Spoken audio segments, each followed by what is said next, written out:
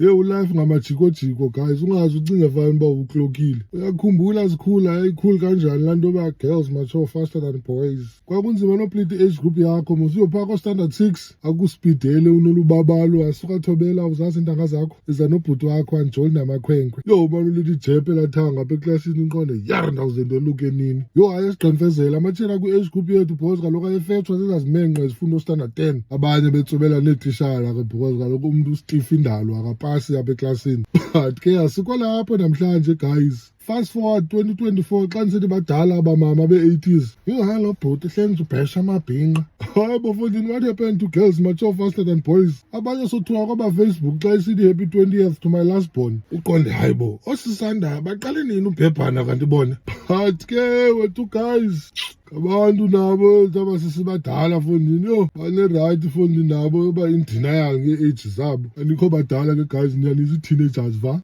Imileage yenu ise-reasonable ne-hymen ise-intact.